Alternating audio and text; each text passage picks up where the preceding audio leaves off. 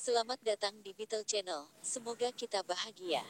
Jangan lupa subscribe, like, komen, dan share agar channel ini semakin berkembang. Terima kasih. Novel jenius luar biasa. Bab 351. Tutup pintunya, lepaskan Tuan Lu. Feng Yu memberi Hu Ge pandangan sekilas. Karena Anda berpikir bahwa asosiasi kami bodoh, tentu saja perusahaan Anda tidak dinominasikan. Mungkinkah perusahaan Anda juga bodoh dan tidak berguna? Feng Yu menekankan kata bodoh. Hu Ge memandang Feng Yu, dan kemarahannya meningkat. Raut wajah Feng Yu seolah-olah dia membenci dan muak dengan Hu Ge. Seolah-olah dia menghadapi gumpalan besar kotoran. Ini memandang rendah Hu Ge. Jika asosiasi ini tidak terdaftar di bawah badan pemerintah, Hu Ge akan memukuli Feng Yu. Hentikan omong kosongmu. Saya akan bertanya lagi. Mengapa perusahaan saya bukan salah satu nominasi? Mengapa perusahaan Anda harus menjadi salah satu nominasi? Feng Yu bertanya kembali. Hu Ge hampir muntah darah.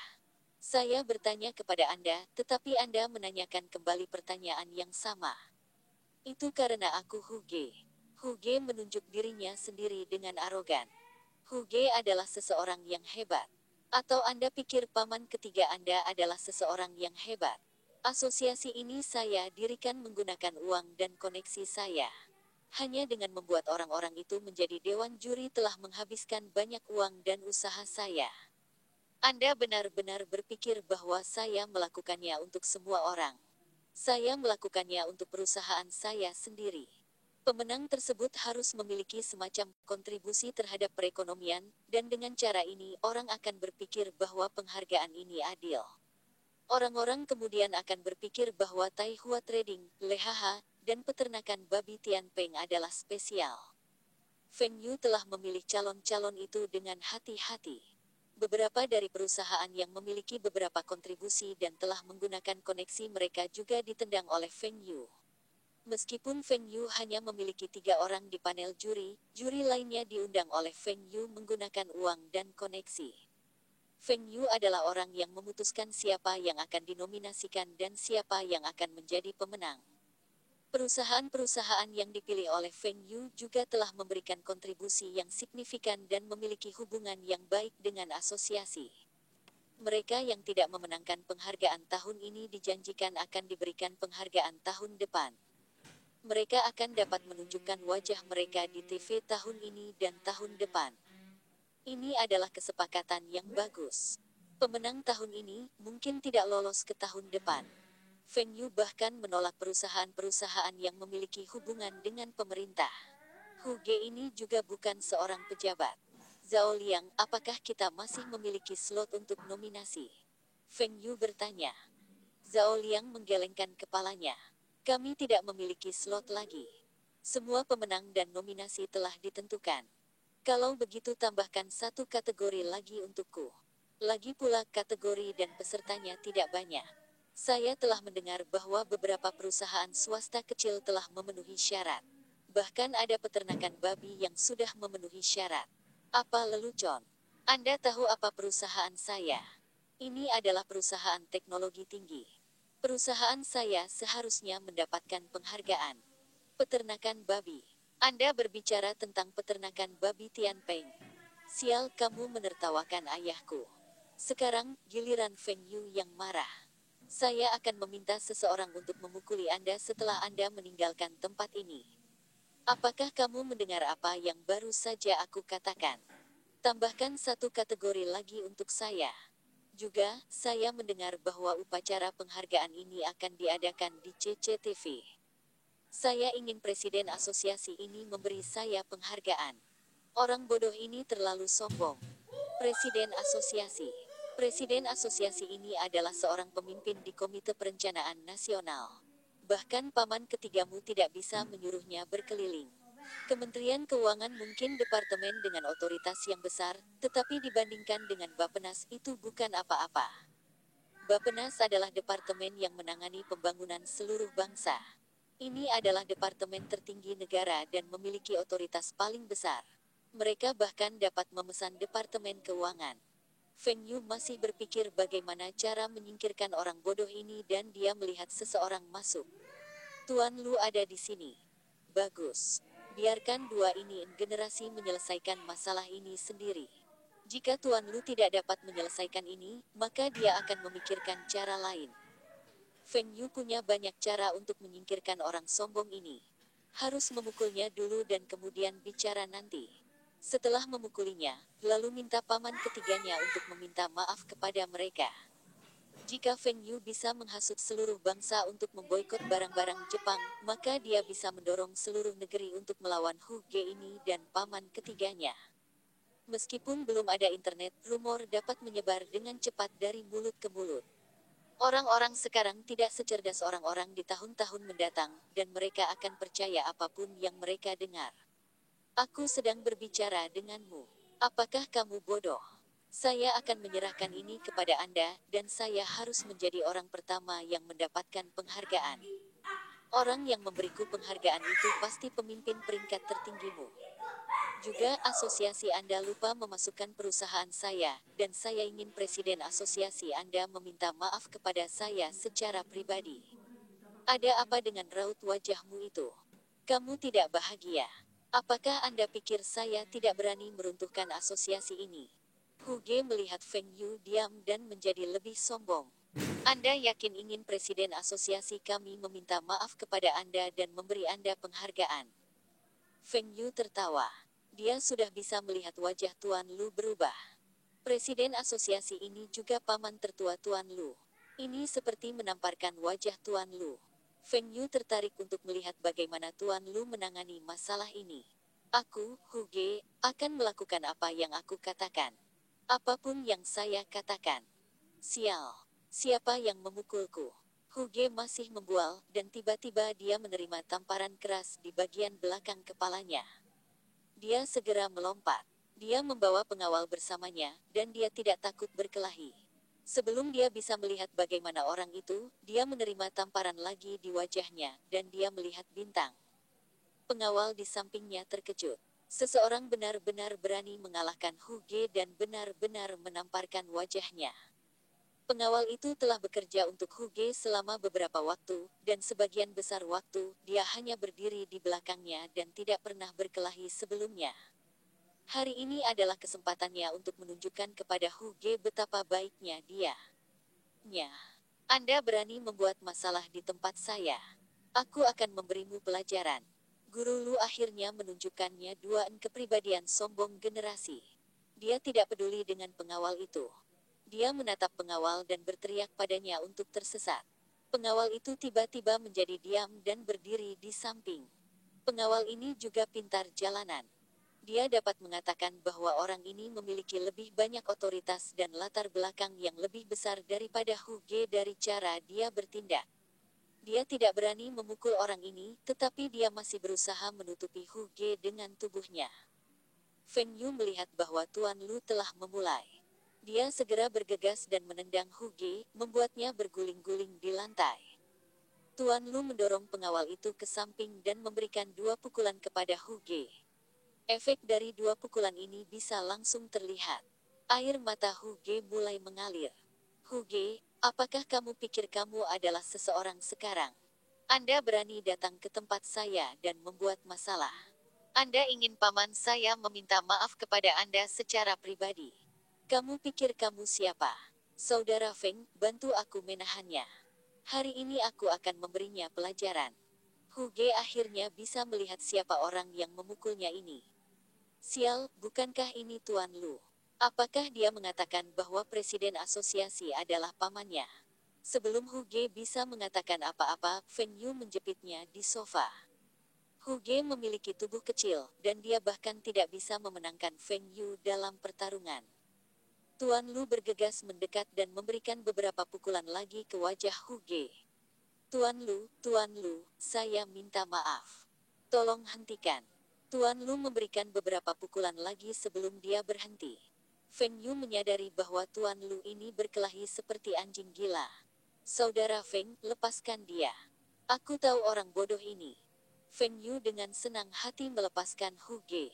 Baru saja, sambil menjepitnya, Feng Yu juga diam-diam memberinya beberapa pukulan karena menertawakan ayahnya. Setelah mengalahkan Hu Ge, Feng Yu merasa lebih baik.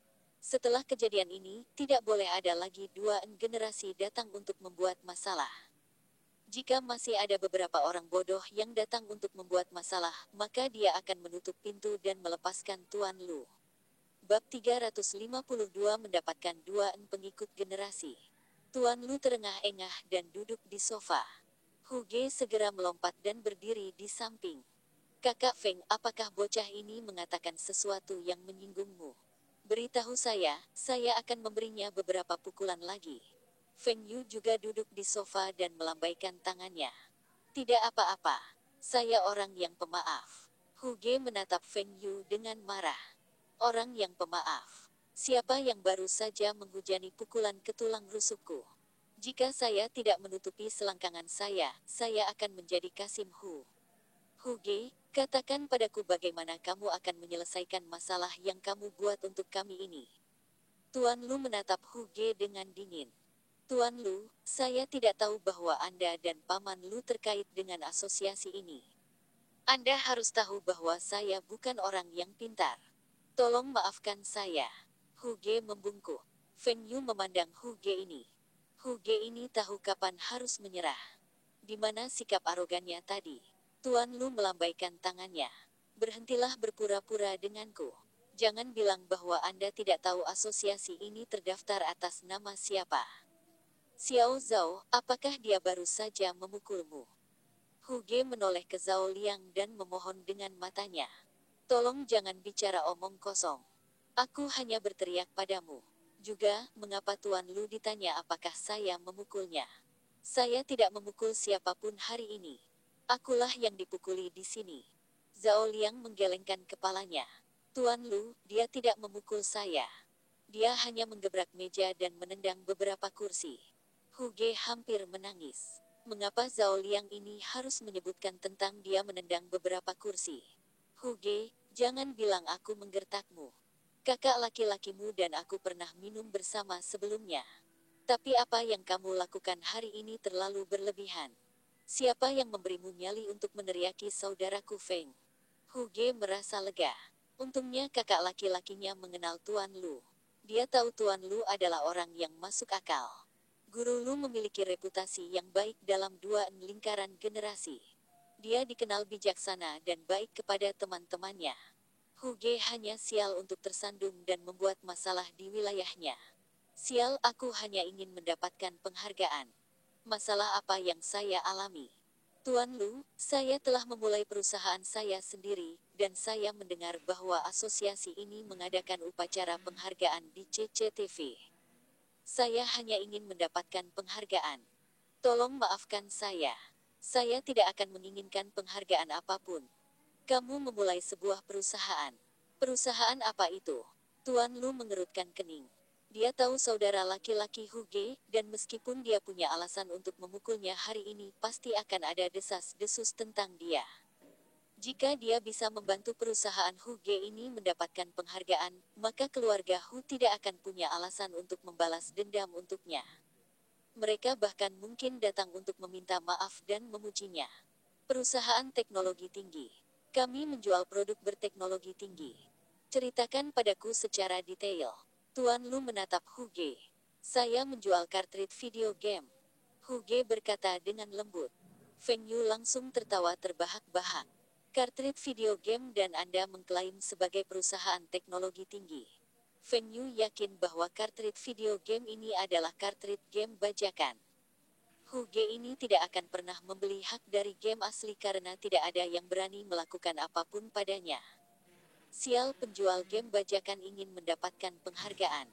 Jika Hu Ge ini dapat dinominasikan, upacara penghargaan ini akan mendapatkan reputasi buruk. Semua usahanya akan sia-sia. Master Lu bertanya dengan kosong. Saudara Feng, apa itu video game cartridge? Hah? Tuan Lu tidak tahu apa itu kartrid permainan. Oh, itu benar.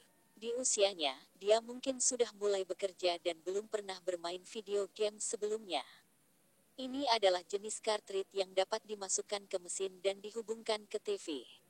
Ini adalah jenis video game. Feng Yu berkata dan pura-pura memegang pengontrol. Master Lu mengerutkan kening. Apakah benda ini sangat canggih? Brengsek. Tuan Lu ini benar-benar percaya apa yang dikatakan Hu Ge. Jika benda ini berteknologi tinggi, tidak akan ada tiruan. Jika pabrik-pabrik di China menginginkannya, mereka dapat dengan cepat memproduksi tiruan dari kartrid permainan itu. Bagaimana ini bisa dianggap high-tech? High-tech tidak dapat digunakan pada hal-hal seperti itu. Feng Yu menatap Hu Ge. Anda ingin memberitahunya atau Anda ingin saya mengatakannya? Hu Ge dengan hati-hati berkata, Tuan Lu, kartrid game ini tidak dianggap sangat canggih. Namun, pengembangan video game tidak dianggap sebagai tugas yang mudah. Saya berencana untuk mengembangkan video game saya sendiri yang akan menyaingi perusahaan Jepang tersebut. Sekarang, semua video game yang ada di pasaran semuanya diproduksi oleh Jepang. Feng Yu terkejut. Hu Ge ini adalah pemuda pemarah anti-Jepang lainnya. Tuan Lu tidak terlalu yakin, dan dia menoleh ke Feng Yu. Saudara Feng, apakah dia mengatakan yang sebenarnya? Hu Ge terkejut. Mengapa Tuan Lu begitu sopan pada Feng Yu ini? Dengan latar belakang guru Lu, dia tidak perlu terlalu sopan kepada orang lain. Mungkinkah Feng Yu ini bukan dari Kementerian Pendidikan? Hu Ge tidak tahu bahwa Feng Yu tidak memiliki latar belakang sama sekali. Dia berpikir bahwa Feng Yu ini pasti anak haram dari beberapa pemimpin. Industri video game benar-benar dikuasai oleh Jepang. Sega dan Nintendo semuanya adalah perusahaan Jepang. Saat ini, kedua perusahaan ini memegang lebih dari 90% pangsa pasar. Hu Ge terkejut bahwa Feng Yu tahu tentang angka-angka ini. Kenapa Feng Yu tahu tentang industri ini? Bukankah Feng Yu seorang guru? Master Lu mengerutkan kening. Kalau begitu, bisakah kita memasuki pasar ini dan merebut pangsa pasar? Seperti yang Anda lakukan dengan Aiwa Walkman. Mata panda Hu Ge terbuka lebar. Hah, Feng Yu adalah orang yang membeli Aiwa. Feng Yu tertawa. Faktanya, kami sudah memasuki pasar. Misalnya, salah satu nominasi, The Little Tyrant, dalam kategori elektronik, memproduksi mesin video pendidikan. Mesin mereka menggunakan kartrid game yang sama. Dalam 2 tahun, perusahaan ini akan menjadi pemimpin pasar di China. Tuan Lu menatap Hu Ge. Apakah kamu mendengar itu? Orang lain sudah melakukan ini. Anda harus belajar dari saudara Feng. Lihatlah dia. Membeli perusahaan Jepang dan mengubahnya menjadi perusahaan Cina untuk mendapatkan uang mereka. Ini adalah kemampuannya. Mata Hu Ge berbinar. Saudara Feng, apakah Anda memiliki Aiwa? Tolong ajari saya bagaimana Anda melakukannya. Aku ingin belajar darimu. Feng Yu merasa tidak nyaman dengan perubahan sikap Hu Ge yang tiba-tiba terhadapnya. Saya telah mengalahkan Anda, dan Anda masih ingin belajar dari saya. Apakah kamu seorang masokis? Master Lu melanjutkan. Kakek Hu Ge dan kakekku telah meninggal selama perang melawan Jepang. Itu sebabnya dia membenci orang Jepang. Kakek kami berasal dari peleton yang sama. Hu Ge ini juga bukan orang jahat. Dia hanya sedikit sombong dan bangga. Saudara Feng, tolong beri dia beberapa petunjuk tentang bisnis. Di China, tidak ada yang lebih baik dari Anda dalam berbisnis. Feng Yu sangat menyukai kalimat terakhir. Jadi, keluarga mereka memiliki hubungan seperti itu. Tidak heran Tuan Lu memperlakukan Hu Ge ini seperti adik laki-laki. Kakak Feng, tolong biarkan aku belajar darimu. Aku berjanji akan melakukan apapun yang kamu katakan. Sial, Hu Ge ini ingin menjadi pengikutku. Feng Yu menggosok dagunya. Saya akan memiliki 2 generasi sebagai pengikut saya. Bab 353. Pembajakan mengalahkan yang asli Kakak Feng. Kakak Feng. Tuan Lu memanggil Feng Yu yang sedang linglung. Ah, tidak apa-apa. Saya hanya memikirkan bagaimana saya dapat membantu Hu Ge. Kamu bisa memanggilnya Hu Laosan. Laosan berarti nomor 3, Hu Ge memiliki 2 kakak laki-laki. Ini adalah cara yang umum untuk memanggil orang-orang di Tiongkok. Master Lu melirik Hu Ge. Ya. Saudara Feng, panggil saja aku Hu Laosan. Feng Yu memandang Hu Ge. Dia tidak bisa berkata-kata. Hu Ge ini berusia awal 20-an dan sedikit lebih tua darinya. Dia masih bisa merendahkan dirinya dan memanggil Feng Yu sebagai saudara Feng. Zhao Liang membawakan 3 cangkir teh dan membereskan kekacauan di lantai. Dia kemudian diam-diam bergerak ke sudut. Hu Laosan, karena Anda sudah berada di industri ini, maka lanjutkan di industri ini. Anda sekarang menjual kartrid game bajakan.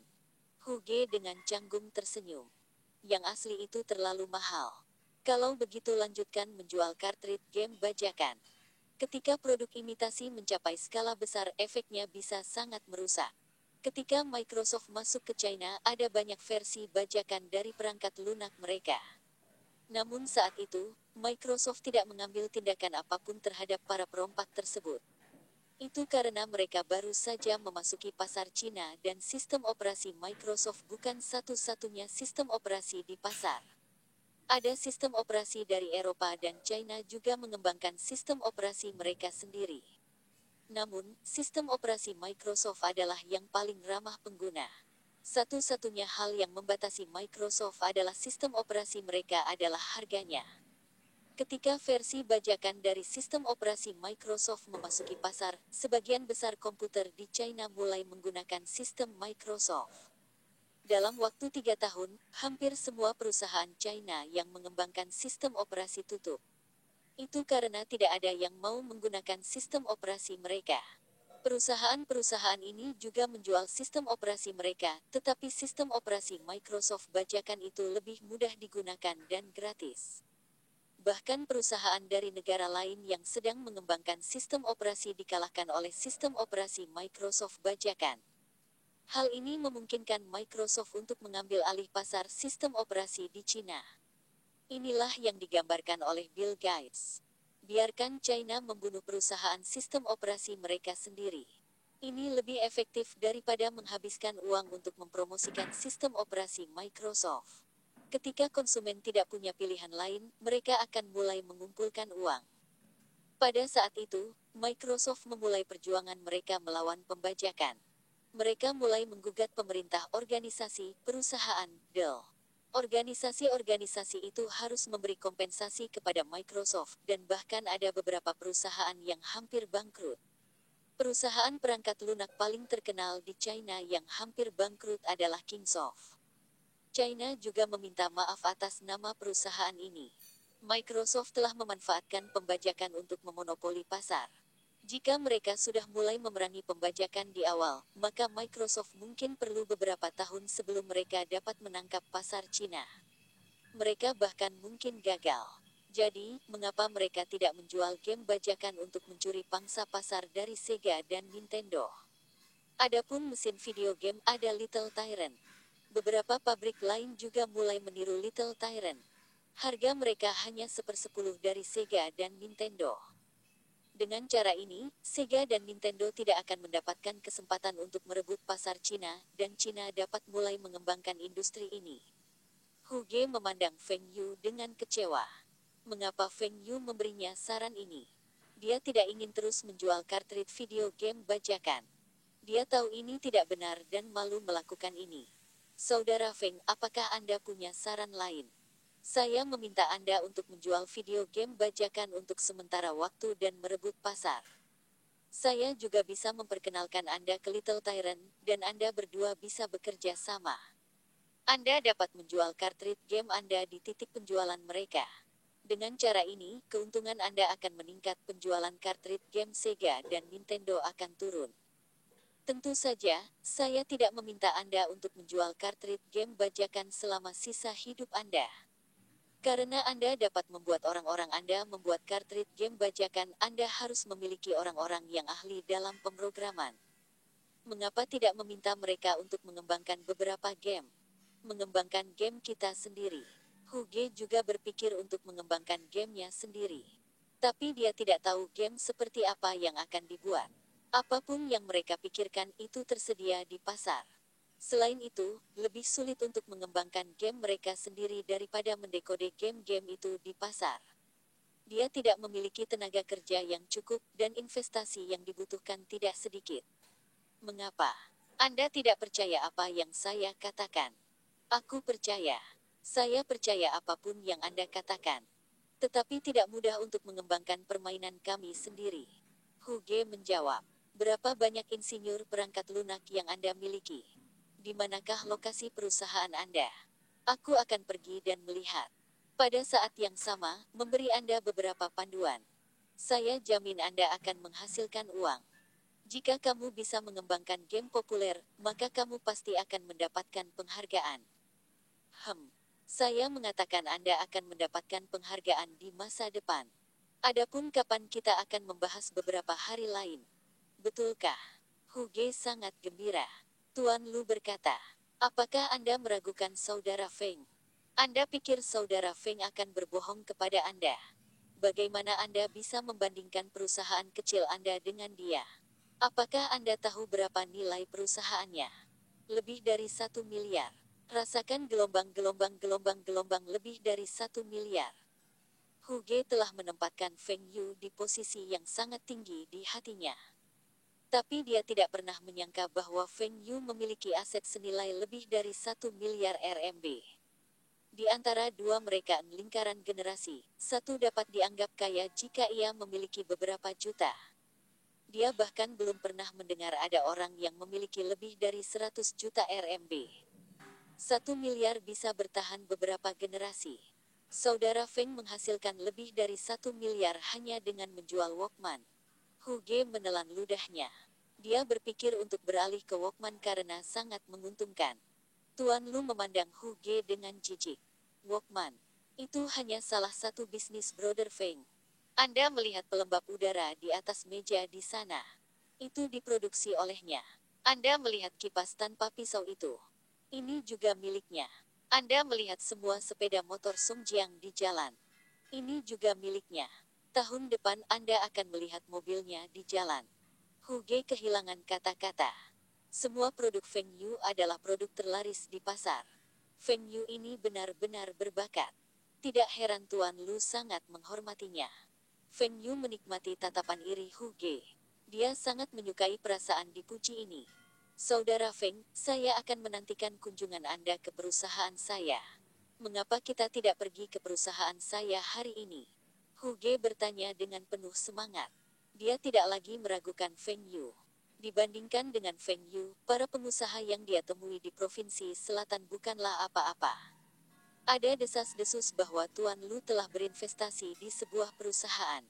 Dia mendengar bahwa bahkan ketika Tuan Lu tidak melakukan apa-apa setiap hari, dia masih akan mendapatkan beberapa juta RMB setiap tahun. Mungkinkah perusahaan ini adalah perusahaan Feng Yu? Huge juga ingin menjadi seperti Tuan Lu. Bagus. Ayo pergi hari ini karena aku tidak punya apa-apa. Tuan Lu, apakah Anda bebas? Mau pergi bersama? Feng Yu masih tidak mempercayai Huge ini sepenuhnya. Itu lebih aman dengan guru Lu di sekitar. Tuan Lu mengangguk. Oke, saya akan melihat juga. Nanti malam, saya akan meminta Hu Laosan untuk menyiapkan perjamuan bagi Anda untuk meminta maaf. Anak ini harus diberi pelajaran. Huge mengangguk dan tersenyum. Tentu saja, tentu saja. Aku akan mengatur perjamuan malam ini untuk kalian berdua. Haruskah kita pergi sekarang? Ayo pergi. Bab 354. Konsol video game Tyrant kecil. Ketika Huge melihat Land Rover yang dimodifikasi Feng Yu, dia tersentak kaget. Ada Land Rover di Beijing saat ini, tetapi jarang melihatnya di jalan. Huge sendiri hanya mengendarai Volkswagen Santana. Tuan Lu adalah yang terburuk. Dia bepergian dengan taksi. Ketika mereka mencapai perusahaan Huge, Feng Yu memperhatikan bahwa itu tidak seburuk yang dia kira. Kantor perusahaan game bajakan bahkan lebih besar dari kantor general manajer perusahaan mesin. Kantor saya agak kecil. Tolong tahan dengan itu. Huge dengan rendah hati berkata. Feng Yu, ini dianggap kecil. Dalam beberapa tahun lagi, mungkin kantor CEOMNC itu akan sebesar ini. Kantor ini harus setidaknya 300 meter persegi. Berapa banyak orang yang Anda miliki di perusahaan Anda? Feng Yu bertanya. Kalau tidak termasuk buruh pabrik, total saya ada 18 orang. Saya adalah manajer umum, dan saya memiliki 2 deputi. Ada 6 kepala departemen dan 6 wakil kepala departemen. Ada juga kepala administrasi kantor dan wakilnya. Brengsek. Sebanyak 18 orang dan Anda menunjuk 17 pemimpin. Itu berarti hanya satu orang yang bekerja. Perusahaan game bajakan terstruktur dengan sangat baik. Apakah Anda benar-benar membutuhkan begitu banyak departemen? Hulaosan, dapatkan semua orang Anda dari departemen teknologi di sini. Feng Yu menggelengkan kepalanya, tetapi dia masih perlu melakukan apa yang harus dia lakukan terlebih dahulu. Perusahaan saya tidak memiliki departemen teknologi. Hah? 6 departemen dan Anda tidak memiliki departemen teknologi. Lalu apa saja 6 departemen tersebut? Hu Ge melihat Feng Yu memiliki ekspresi kesal di wajahnya dan segera berkata, kami memiliki staf teknis. Dialah yang memecahkan kode cartridge game itu. Aku akan memanggilnya ke sini.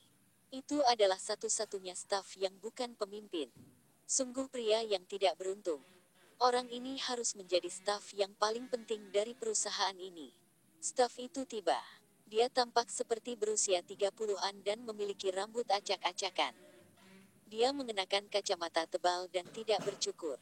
Sepertinya dia tidak peduli dengan penampilannya. Xiao Li, datanglah.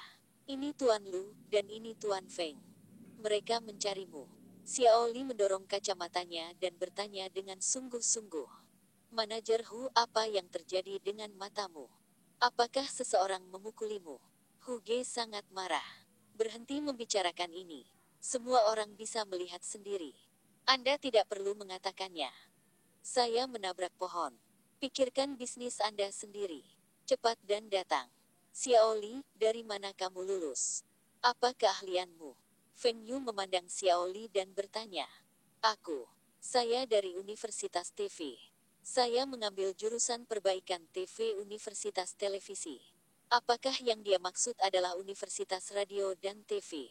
Hampir setiap kota memiliki universitas ini. Ada nama lain untuk universitas ini. Universitas Malam. Brengsek.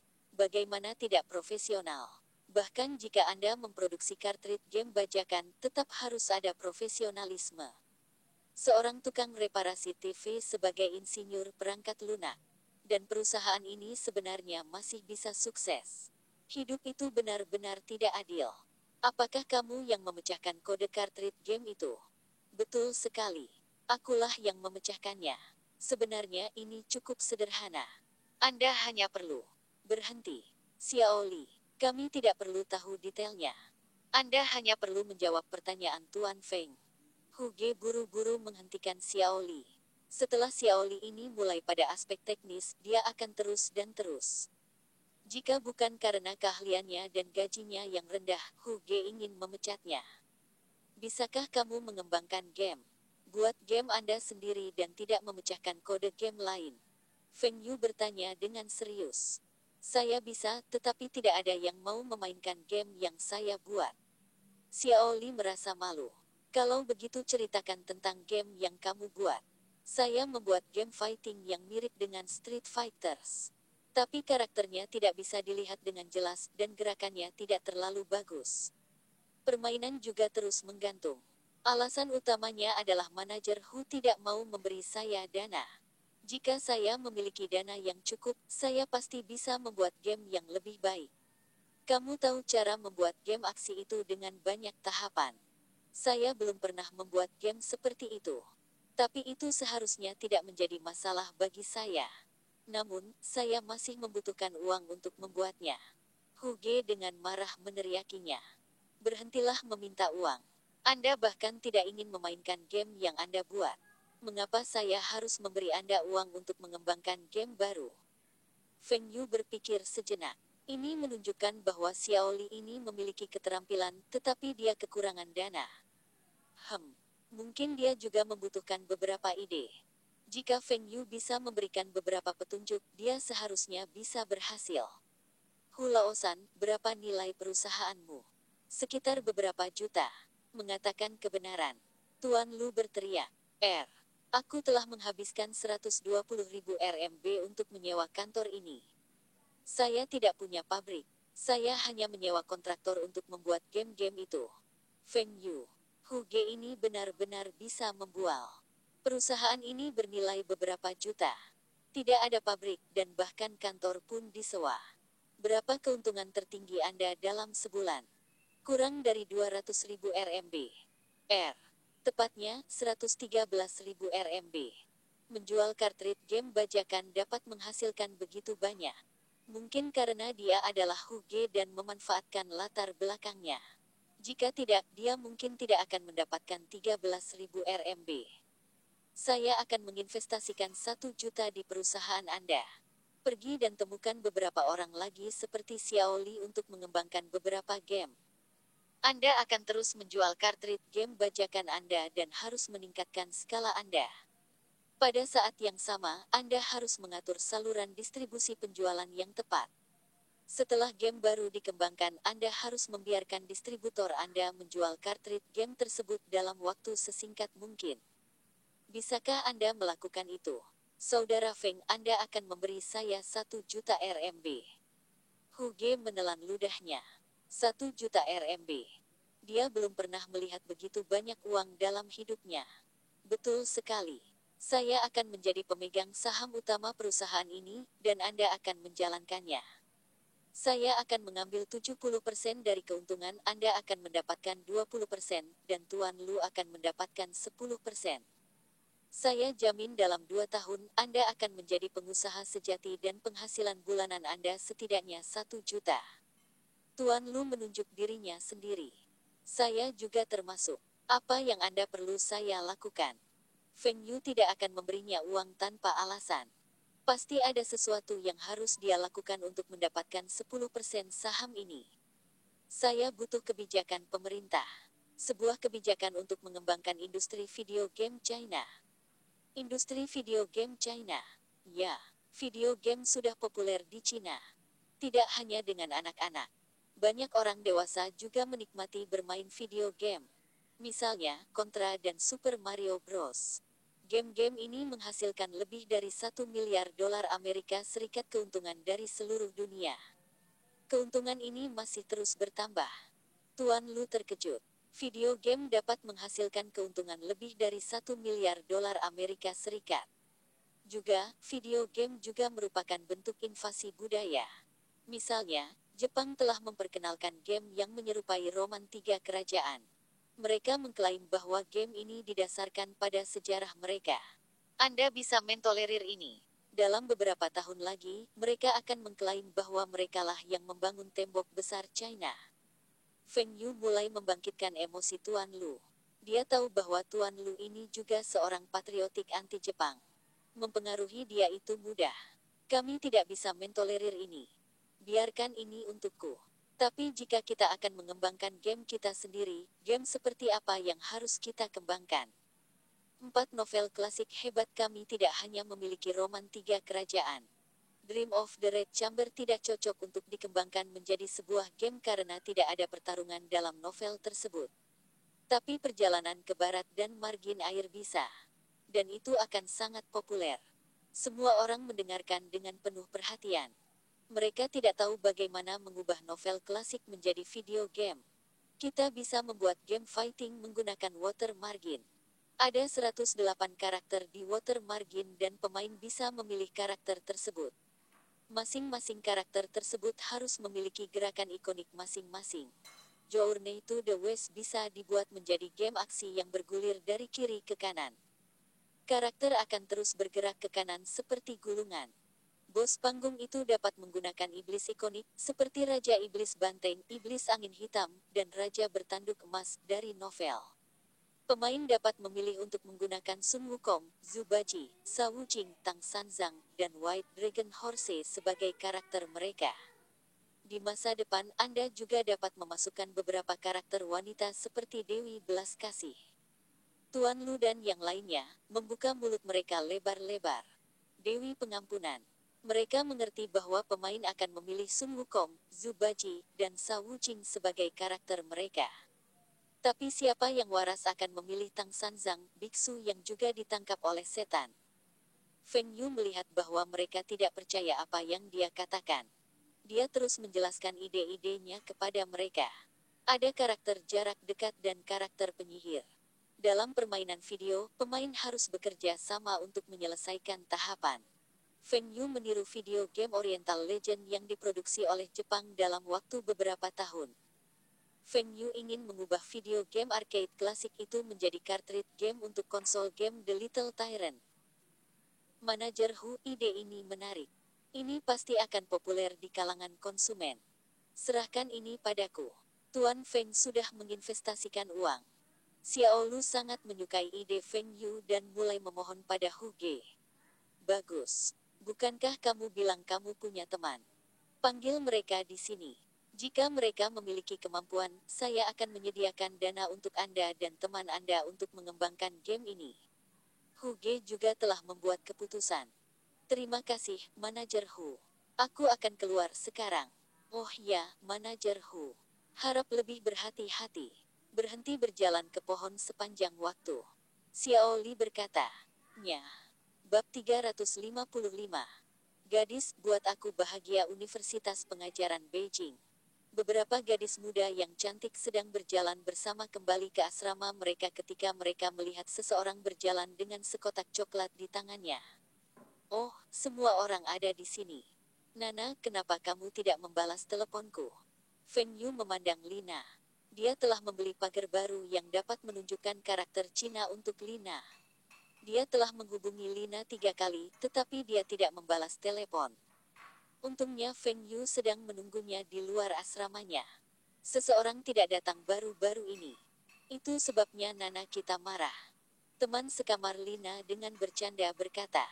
Semua teman sekamar Lina iri pada Lina karena memiliki Feng Yu sebagai pacarnya. Tampan dan pintar. Selanjutnya, Feng Yu telah merenovasi kamar Lina, dan teman sekamarnya juga mendapat manfaat darinya. Hampir setiap siswa di asrama iri pada mereka dan bahkan datang untuk melihat kamar mereka. Setiap kali Feng Yu datang mengunjungi Lina, dia akan membeli banyak permen dan terkadang dia akan membawakan coklat impor untuk teman sekamarnya. Tapi teman sekamar hanya bisa iri pada Lina. Baik Lina dan Feng Yu berasal dari distrik yang sama dan merupakan teman sekelas sejak sekolah dasar. Mereka telah tumbuh bersama. Lina juga cantik. Mereka tahu mereka tidak bisa merebut Feng Yu dari Lina. Saya sudah membantu di CCTV. Aku terlalu sibuk. Itu sebabnya saya tidak bisa datang. Lihat, bukankah aku terburu-buru setelah aku menyelesaikan pekerjaanku? Saya akhirnya bisa beristirahat selama beberapa hari. Feng Yu menjelaskan. Feng Yu memang sangat sibuk akhir-akhir ini. Jika dia punya waktu, dia akan datang untuk mencari Lina. Teman sekamar Lina terkejut. Feng Yu membantu di CCTV. Tidak heran dia adalah seorang mahasiswa dari Universitas Beijing yang bergengsi. Hanya siswa berprestasi yang bisa masuk ke CCTV. Lina berpikir mengapa Feng Yu tidak mengunjunginya beberapa hari ini. Mungkinkah karena dia sedang menstruasi? Feng Yu datang untuk mencarinya pasti karena dia ingin melakukan sesuatu yang nakal. Aku akan membawa Lina keluar. Pada hari tahun baru, saya akan mentraktir kalian semua dengan makan malam yang luar biasa. Lina tersipu saat Feng Yu menariknya menjauh dari teman-temannya. Teman-teman sekamarnya cekikikan. Terakhir kali Lina tidak kembali ke asrama mereka menanyainya. Mereka bertanya apakah dia menghabiskan malam bersama Feng Yu. Kenapa kamu terlihat sangat tidak bahagia hari ini? Feng Yu bertanya. Apa yang kamu sibuk dengan beberapa hari ini? Lina bertanya. Aku sedang menyiapkan kejutan untukmu. Apakah kamu tidak menyukai Aaron Kwok? Saya telah mengundangnya ke Beijing. Besok malam Anda akhirnya bisa bertemu idola Anda. Apakah kamu terkejut? Alasan utama mengapa Feng Yu memilih Aaron Kwok untuk tampil di upacara penghargaannya adalah karena Lina menyukai Aaron Kwok. Aaron Kwok saat ini memang sangat tampan, dan banyak remaja menyukainya. Meskipun ketika dia lebih tua, dia masih menawan. Namun di era ini, tidak ada remaja seperti pria paruh baya itu. Lina benar-benar terkejut. Aaron Kwok dari Hong Kong itu. Yang menyanyikan Love You Forever. Raja Surgawi. Betul sekali. Besok CCTV akan merekam program khusus hari tahun baru, dan dia akan menjadi salah satu pengisi acara. Saya secara khusus mengundangnya dan telah membayar sejumlah besar uang. Tiket pesawat dan penginapan telah menelan biaya lebih dari 1000 Rmb. Di era ini, itu dianggap sebagai jumlah yang besar dan kuat meskipun Aaron Kwok ini bernilai lebih dari itu. Makan malam gala tahun baru. Program yang Anda katakan kepada saya bahwa Anda membantu CCTV. Kapan CCTV memiliki program khusus untuk hari tahun baru? Lina terkejut. Dia belum pernah mendengar tentang malam gala hari tahun baru. Mereka tinggal di universitas mereka dan tidak memiliki kesempatan untuk menonton TV. Dia sama sekali tidak tahu tentang program ini. Tetapi ini juga mencerminkan bahwa CCTV belum melakukan pekerjaan yang sangat baik untuk mempromosikan program ini. Jika 20 tahun kemudian, tidak hanya akan ada iklan di TV dan internet, bahkan kereta bawah tanah, halte, dan mal akan memiliki poster. Karena ini adalah tahun pertama, Feng Yu juga tidak terlalu percaya diri. Karena itu, dia tidak meminta CCTV untuk lebih gencar mempromosikan program ini. Untungnya program ini adalah program yang direkam. Jika ada masalah, dia masih punya waktu untuk memperbaikinya. Jika ini adalah program langsung dan masalah apapun yang timbul selama pertunjukan itu akan menjadi berita utama hari berikutnya. Di masa depan ada insiden yang terjadi selama malam gala festival musim semi. Tuan rumah program lupa skrip mereka dan mengatakan hal yang salah. Mereka dimarahi oleh pemirsa selama beberapa tahun. Dan setelah tahun itu, setiap kali ada masalah dengan siaran langsung, netizen akan mengungkit kejadian ini. Feng Yu menunjuk dirinya sendiri dan berkata dengan bangga. Itu tidak ada di masa lalu karena saya tidak di Beijing. Sekarang saya di Beijing, akan ada program ini mulai tahun ini dan seterusnya. Lina memutar matanya. Berhentilah menyombongkan diri. Tunggu, apakah Anda menghabiskan uang untuk mengatur program ini? Lina khawatir. Jika orang tua Feng Yu tahu tentang ini, apakah mereka akan bahagia? Jika mereka tahu bahwa Feng Yu telah menghabiskan begitu banyak uang untuk menyenangkannya dengan mengundang idolanya ke Beijing, dia tidak akan meninggalkan kesan yang baik dengan calon mertuanya. Meskipun Feng Yu kaya, tidak ada orang tua yang ingin melihat putra mereka menikah dengan istri yang boros. Saya tidak menghabiskan banyak. Sebagian besar uang berasal dari orang lain. Jangan khawatir tentang uang ketika saya ada. Besok saya akan membawa Anda ke CCTV untuk menonton rekaman secara langsung. Apakah Anda bersemangat? Saya bisa pergi dan menonton langsung. Apakah tempatnya di CCTV? Tentu saja. Kita tidak bisa duduk di meja bundar di depan, tetapi kita akan duduk di baris pertama kursi penonton. Oh, saya juga mengundang Liu Kun, Dong Jun dan Zhang Han. Kita akan duduk bersama. Betulkah? Itu hebat. Senang. Ayo, gadis. Membuatku bahagia. Feng Yu bercanda berkata. Lina memutar matanya lagi dan mengabaikannya. Sik, ini hanya beberapa hari, dan dia memiliki temperamen yang buruk. Saya tidak percaya saya tidak bisa membuatnya tertawa. Kebetulan lampu lalu lintas berubah menjadi merah, dan Feng Yu menoleh ke Lina. Mengapa tidak membiarkan saya membuat Anda bahagia? Hehehe, gelombang.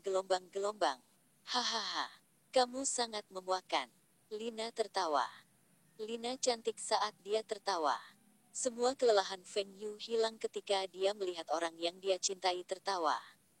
Feng Yu mengemudi kembali ke apartemennya. Di rumah, Feng Yu memulai gerakannya pada Lina yang enggan. Setelah momen bahagia, Feng Yu berbaring di tempat tidur dengan Lina di pelukannya. Lina tiba-tiba berkata, apakah kita benar-benar tidak akan hamil? Saya mendengar ada sesuatu yang dapat mencegah kehamilan. Lina cemas bahwa dia akan hamil. Jika dia hamil, dia harus berhenti sekolah, dan orang tuanya akan sangat kecewa dengannya. Bagaimana orang lain akan memandangnya? Bagi Feng Yu, dia tidak khawatir. Jika Lina memang hamil, mereka akan menikah. Tapi Lina masih takut dan dia ingin mengingatkan Feng Yu untuk menggunakan perlindungan. Feng Yu membuka laci samping. Ini, saya telah mempersiapkan. Tapi itu baik-baik saja. Baru saja, saya belum ejakulasi di dalam. Selanjutnya, sekarang periode aman Anda. Jangan khawatir. Karena Anda menyebutkan ini, kami akan mencoba menggunakan perlindungan kali ini. Kamu juga menginginkannya, kan? Feng Yu membalik ke